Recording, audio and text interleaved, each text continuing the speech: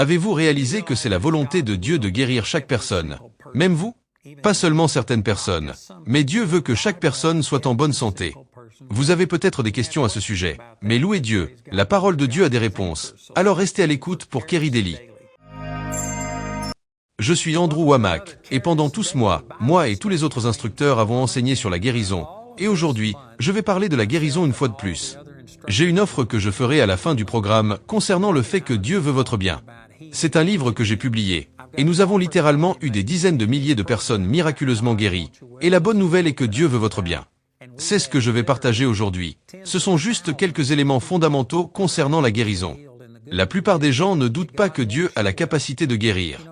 S'il est Dieu, alors il peut tout faire. Et si vous avez déjà lu la Bible, et si vous avez lu, surtout dans les évangiles, Jésus a passé plus de temps à guérir qu'à faire quoi que ce soit d'autre. En fait, permettez-moi de commencer par ce verset ici dans le chapitre 10 des Actes, au verset 38. Pierre prêchait l'évangile à Corneille et au peuple de sa maison, et voici comment il a résumé le ministère de Jésus.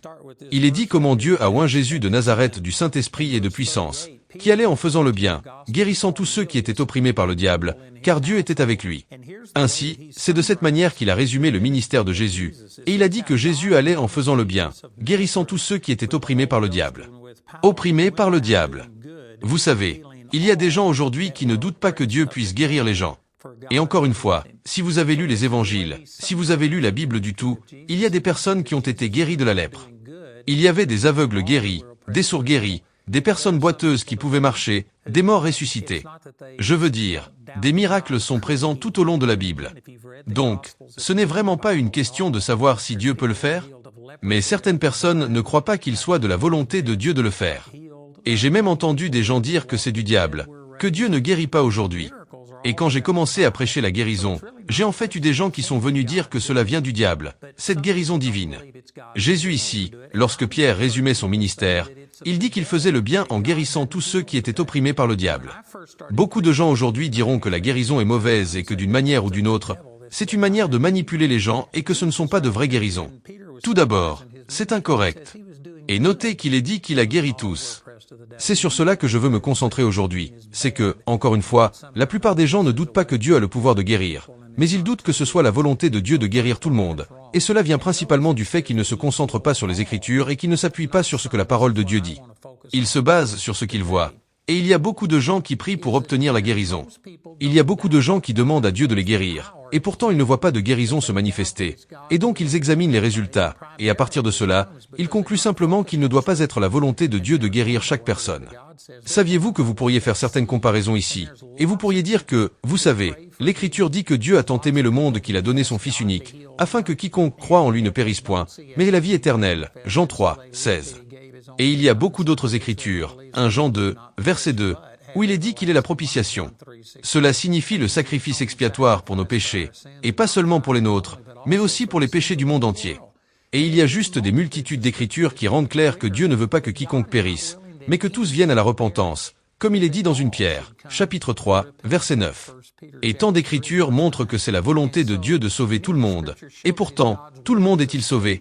Si vous appliquez la même logique en ce qui concerne le salut que les gens utilisent lorsqu'ils s'opposent à la guérison, alors ils diraient, eh bien, il ne pourrait donc pas être la volonté de Dieu de sauver tout le monde, car tout le monde n'est pas sauvé, et même ceux qui désirent être sauvés et prient pour cela ne le sont pas. Ils n'ont pas l'assurance de leur salut. J'ai rencontré de nombreuses personnes qui sont venues vers moi, et elles ont prié des centaines de fois, demandant à Dieu de les pardonner, et elles ne parviennent tout simplement pas à atteindre un niveau de foi pour croire qu'elles sont réellement pardonnées. Donc, si vous deviez utiliser cette même logique, cela signifie-t-il que ce n'est pas la volonté de Dieu de sauver tout le monde? Et je pense que presque tout le monde serait d'accord pour dire que, non, c'est la volonté de Dieu, la volonté que tous soient sauvés. Eh bien, de la même manière, c'est la volonté de Dieu que tous soient guéris. Le fait que tous ne reçoivent pas leur guérison ne signifie pas que ce n'est pas la volonté de Dieu de guérir. Tout comme le fait que tout le monde ne soit pas sauvé ne prouve pas que Dieu ne veut pas sauver tout le monde. Laissez-moi simplement utiliser certaines des choses ici. J'ai un commentaire vivant où j'ai écrit des notes de bas de page sur plus de 27 000 versets dans la Bible. Et je veux juste lire une petite portion de ce commentaire, car je n'ai pas toutes ces statistiques en tête. Mais dans Matthieu 8, 16, mon commentaire indique qu'il y a 17 fois dans les évangiles où Jésus a guéri tous les malades qui étaient présents. Et si vous deviez obtenir ce commentaire, c'est sur un ordinateur. C'est une chose numérique. Vous pouvez l'obtenir sur votre téléphone, comme ce que j'utilise ici. Mais il y a 17 occurrences, et j'ai chaque référence imprimée juste ici. Ensuite, il y a 47 autres fois où il a guéri une ou deux personnes à la fois. Et j'ai chaque référence où Jésus a guéri 47 personnes individuellement. Et à cause de cela, lorsque vous regardez le fait qu'il y a eu 17 fois où il a guéri chaque personne qui se trouvait dans la multitude ou 47 fois où il est allé guérir quelques individus un ou deux à la fois. Quand vous regardez cela et que vous considérez dans Jean, chapitre 5, verset 19, voici ce que Jésus a dit. Il dit, « Alors Jésus répondit et leur dit, « en vérité, je vous le dis, le Fils ne peut rien faire de lui-même, mais seulement ce qu'il voit faire au Père. Car tout ce que le Père fait, le Fils aussi le fait de même. » Considérez ceci. Jésus dit qu'il ne peut rien faire de lui-même. Certaines personnes ont essayé de déformer cela et de faire en sorte que Jésus dise qu'il n'était pas Dieu, qu'en quelque sorte, il était inférieur à Dieu et qu'il ne pouvait rien faire sans l'aide de Dieu. En réalité, c'est exactement le contraire. Ce que cela montre, c'est l'unité et l'unicité entre Dieu le Père et Dieu le Fils. Ils étaient si inséparables qu'ils ne pouvaient pas fonctionner indépendamment de son Père. Il ne dit pas qu'il était inférieur de quelque manière que ce soit. Il parlait de l'union qu'il avait avec son Père. Et à cause de cela, il dit que le Fils ne peut rien faire de lui-même. Ainsi, tout ce que vous avez vu le Fils faire est ce que vous avez vu le Père faire. Et puis, mettez cela ensemble avec le chapitre 8 de Jean, verset 29, il est dit, « Alors Jésus leur dit, lorsque vous aurez élevé le Fils de l'homme, alors vous saurez que je suis lui et que je ne fais rien de moi-même, mais comme le Père m'a enseigné, je dis ces choses. Et celui qui m'a envoyé est avec moi. Le Père ne m'a pas laissé seul, car je fais toujours ces choses qui lui plaisent. » Donc c'est la deuxième fois que Jésus dit qu'il n'a rien fait de lui-même. Et puis, dans ce 29e verset, il a dit, « Je fais toujours ces choses qui lui plaisent. » Et encore, nous pourrions simplement continuer ainsi indéfiniment. Mais dans l'Hébreu, chapitre 1, verset 3, il est dit que Jésus est l'image expresse de sa personne. Et si vous deviez étudier la signification de cela en grec, cela signifie qu'il est une représentation parfaite ou un modèle frappé. C'est comme un moule. En d'autres termes, si vous avez vu Jésus, vous avez vu le Père. Jésus a également dit cela dans Jean, chapitre 14. Je pense que c'est autour des versets 7 et 8. Il dit, « Si vous m'avez vu, vous avez vu le Père. Comment pouvez-vous dire, montrez-nous le Père et vous serez satisfaits. » Donc, mettez tout cela ensemble. Jésus représentait parfaitement Dieu, le Père. Il ne pouvait rien faire indépendamment de lui-même. Il n'a jamais fait une seule chose qui soit contraire à ce que Dieu lui avait dit de faire. Et pourtant, Jésus allait guérir tous ceux qui étaient opprimés par le diable. Donc, si Jésus représentait vraiment Dieu le Père, alors il nous a montré que c'est la volonté de Dieu de guérir à chaque fois. Maintenant, je vous concède cela, que toutes les personnes ne sont pas guéries. Toute personne pour qui l'on prie n'est pas forcément guérie. Toute personne qui prie pour être guérie n'est pas nécessairement guérie. Mais ce n'est pas parce que Dieu ne veut pas que nous soyons guéris. Et pour moi, c'est la fondation. C'est la ligne de fond sur la guérison. Si jamais vous avez des doutes sur le fait que Dieu désire votre bien, eh bien, alors vous ne le recevrez pas. Vous savez, ce serait la même chose si vous reveniez encore à la salvation. Et si une personne devait dire, « Eh bien, je sais que Jésus est mort pour nos péchés, et je sais qu'il peut pardonner nos péchés, mais je ne suis pas sûr qu'il veuille le faire pour moi. J'ai été trop mauvais. J'ai trop fait. Comment Dieu pourrait-il jamais me pardonner ?» Si une personne doute ainsi et prie ensuite en demandant à Dieu de les sauver, mais qu'elle ne croit jamais, elle ne sera pas sauvée car cela ne dépend pas uniquement de Dieu. S'il n'en tenait qu'à Dieu, encore une fois, les Écritures disent, je pense que c'était 2 Timothée, j'ai dit, ou 2 Pierre. J'ai mentionné une Pierre plus tôt, mais 2 Pierre 3.9 dit qu'il ne veut pas que quiconque périsse, mais que tous viennent à la repentance. Et donc, juste là, cela vous montre que c'est la volonté de Dieu que chaque personne soit sauvée, mais toutes les personnes ne seront pas sauvées. Même Jésus a prophétisé qu'il y aurait plus de gens dans ou par la large porte sous la destruction que par la porte étroite sous la vie éternelle. Et donc, Jésus lui-même a montré que tout le monde ne va pas recevoir. En fait, une minorité de personnes reçoit le salut, mais ce n'est pas parce que Dieu ne le veut pas. C'est parce que les gens ne croient pas. Certaines personnes rejettent complètement Dieu, rejettent l'idée qu'il existe un Dieu ou le rejettent en tant que souverain sur elle. Mais il y a aussi des personnes qui prient pour le salut et qui, pourtant, ne parviennent pas à croire que Dieu pourrait jamais leur pardonner. Et si vous ne croyez pas, ne recevez pas. Il est dit que vous devez croire, dans Romains chapitre 10, verset 9, que si vous confessez de votre bouche le Seigneur Jésus et que vous croyez dans votre cœur que Dieu l'a ressuscité des morts, alors vous serez sauvés. Et il continue en disant que quiconque appelle et croit est sauvé. Donc, c'est la volonté de Dieu que chaque personne soit sauvée. De même, c'est la volonté de Dieu que vous soyez en bonne santé. Et si jamais vous en doutez, c'est exactement la même chose que si vous doutiez que Dieu vous sauve. Vous ne doutez pas qu'il pourrait le faire. Vous doutez simplement qu'il le ferait parce que vous êtes trop mauvais en tant que personne. Vous échouez trop souvent. Cela vous empêchera d'être sauvé. Et vous pouvez croire que c'est la volonté de Dieu de guérir ou que Dieu a le pouvoir de guérir. Mais si vous doutez qu'il va vous guérir, cela arrêtera alors le pouvoir de guérison surnaturelle de Dieu dans votre vie. Vous savez, j'ai eu des personnes qui m'ont contesté à ce sujet et qui ont dit des choses comme « Eh bien, vous savez, Jésus allait simplement guérir des gens et il n'avait pas besoin de croire. » Et encore une fois, j'essaie de condenser beaucoup d'informations dans un laps de temps très court. Si j'avais plus de temps, si vous lisiez ce livre, cela répondrait à ces questions de manière plus détaillée que ce que je couvre ici dans ce programme. Mais il y a eu des moments où il est allé ressusciter le fils de la veuve de Naïn. Et vous pouvez vérifier cela. Et certaines personnes disent alors, quelle foi avait-il, vous savez? Cela n'a pas du tout nécessité de foi de leur part. Eh bien, tout d'abord, vous partez du principe qu'une personne décédée n'a aucun choix dans cette affaire. Vous supposez qu'une personne décédée est totalement inanimée et ne participe pas. Vous ne pouvez pas prouver cela. Je ne peux pas prouver qu'elle le fait, mais vous ne pouvez pas prouver qu'elle ne le fait pas. Donc c'est une hypothèse erronée. Mais si vous tourniez votre attention vers ce passage des Écritures, je pense que c'est dans Luc chapitre 7, où Jésus ressuscite le fils de la veuve dans la ville de Naïn. La toute première chose qu'il a faite a été d'aller vers la veuve, la mère de ce garçon qui était mort, et de lui dire de ne pas pleurer. Maintenant, s'il ne voulait vraiment pas qu'elle pleure, pourquoi ne l'a-t-il pas simplement ressuscitée? Cela n'aurait-il pas mis fin à son chagrin? Pourquoi est-il allé la voir en premier lieu? Parce que quelqu'un devait avoir foi dans cette situation. Sans foi, vous ne pouvez pas recevoir de Dieu. Maintenant, il y a un équilibre à cela. Certaines personnes ont pris ce genre de vérité, et si vous avez frappé les gens à la tête avec cela au point où ils se sentent juste pas assez forts dans leur foi. Je ne crois pas assez. Cela ne nécessite pas une énorme quantité de foi. Jésus a dit qu'une quantité de foi équivalente à celle d'une graine de moutarde suffit pour jeter une montagne à la mer. Mais néanmoins, la foi est impliquée. Et c'est la raison pour laquelle il est allé voir la mère de ce garçon qui avait été ressuscité des morts et lui a dit de cesser de pleurer. Vous savez, j'ai en fait été enlevé une fois parce que je me dirigeais vers un enterrement et le garçon disait que s'il mourait un jour, c'était moi qui le ramènerais à la vie. Dieu ne m'a pas dit cela, mais il a dit à d'autres personnes. Et donc, de toute façon, je me dirigeais vers les funérailles et les membres de la famille m'ont en fait enlevé et empêché d'assister à cette cérémonie parce qu'ils ne voulaient pas que je m'immisce dans leur chagrin. Ils ne voulaient pas que je parle de ce garçon et que j'essaie de le ressusciter. Je sais donc par expérience que dire à quelqu'un, lors d'un enterrement, de cesser de pleurer et de faire son deuil après la perte d'un être cher, c'est vraiment une chose très offensante. Et que Jésus dise à cette femme d'arrêter de pleurer, il faut se rappeler que dans la culture juive, ils expriment réellement leur amour par leur chagrin. Ils ont en fait engagé des gens.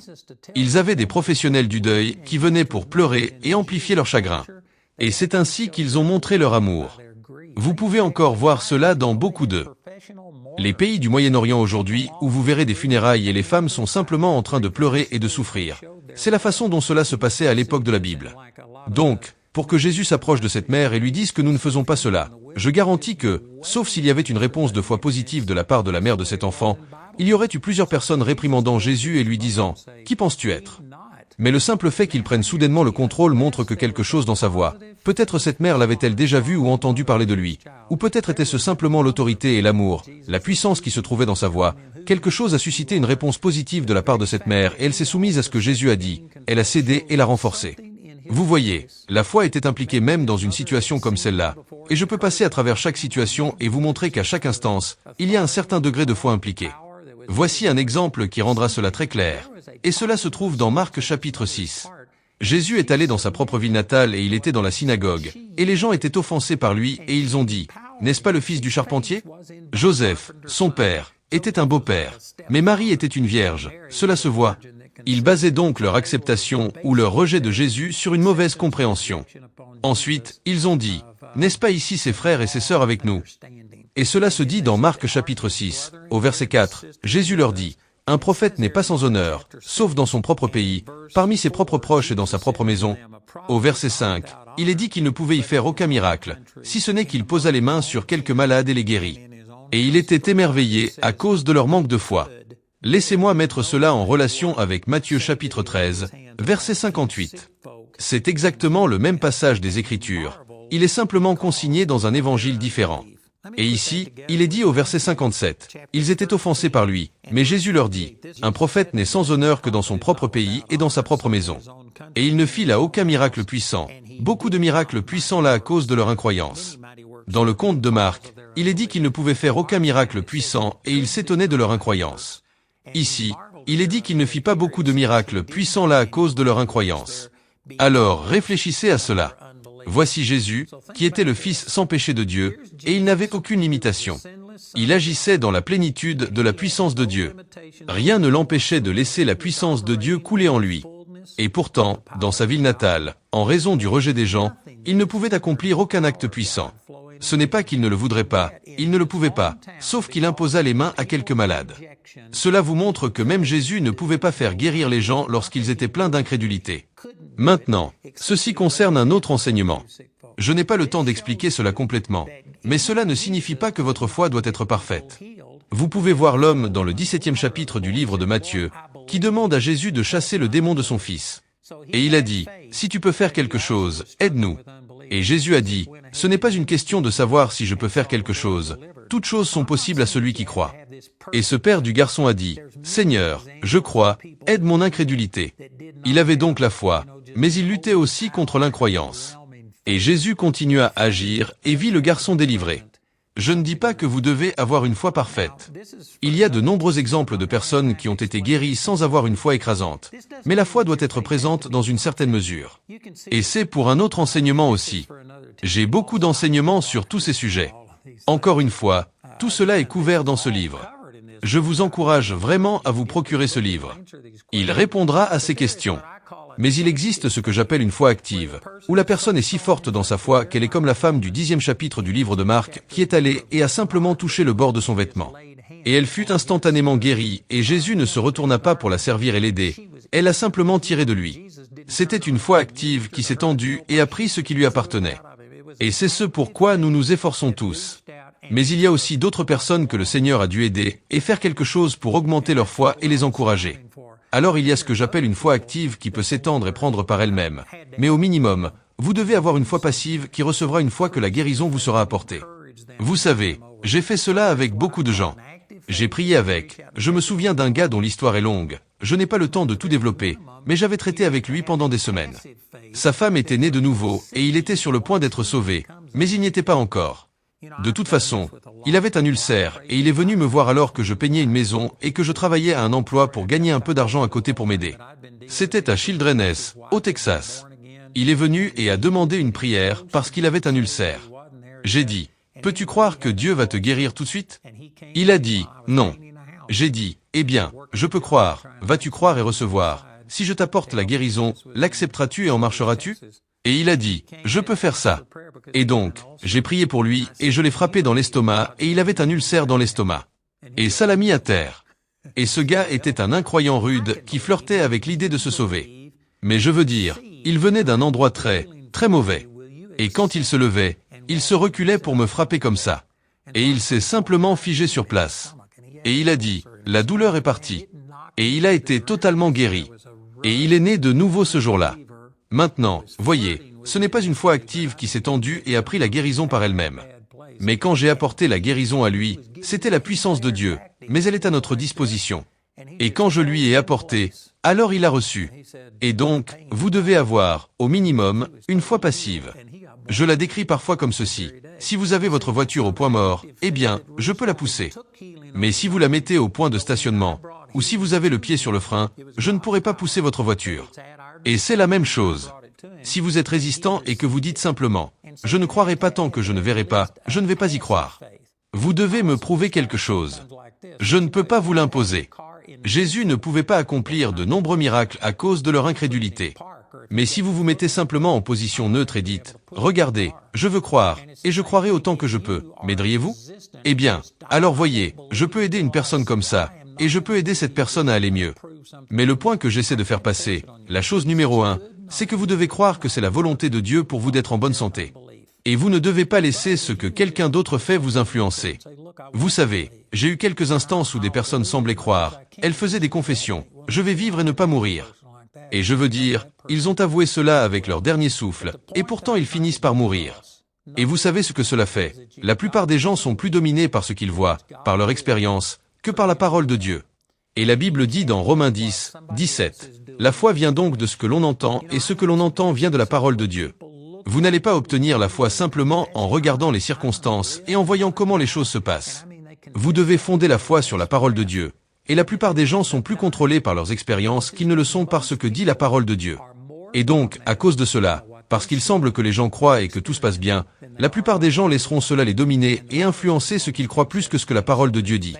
Je me souviens d'une fois où j'ai prié avec un homme, et il semblait faire tout ce qu'il fallait. En effet, il allait mieux.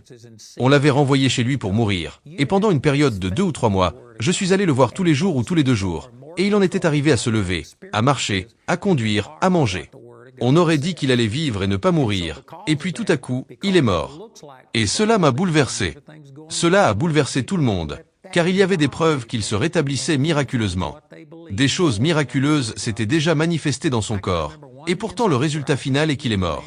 Et nous étions un peu confus, mais lors de sa cérémonie commémorative, sa veuve a pris son journal intime, et environ 2 semaines avant sa mort, il a écrit dans son journal, il dit « Je vais mieux, petit à petit ». Et il dit « Je sais que si je continue, je serai complètement rétabli ». Mais il dit qu'à ce moment-là, il avait environ 70 ans et quelques. Et il dit « Mec, je suis fatigué, et je suis excité à l'idée d'aller être avec le Seigneur ». Et il dit « Je me retire simplement ». Et il dit « Mais je ne vais pas le confesser. Je ne laisserai personne le savoir, car ils ne comprendraient pas. Ils essaieraient de me dissuader. » Alors il dit « Je vais continuer à dire et à agir comme si je croyais. Mais dans mon cœur, je prends la décision d'abandonner et de rentrer chez moi pour être avec le Seigneur. » Et de l'extérieur, il semblait toujours ferme dans sa foi. Mais dans son journal, il a écrit qu'il voulait expliquer aux gens, une fois parti, ce qui s'était passé. Et donc, on ne sait tout simplement pas ce qui se passe à l'intérieur d'une personne. Je sais que ce que dit la parole de Dieu est plus réel.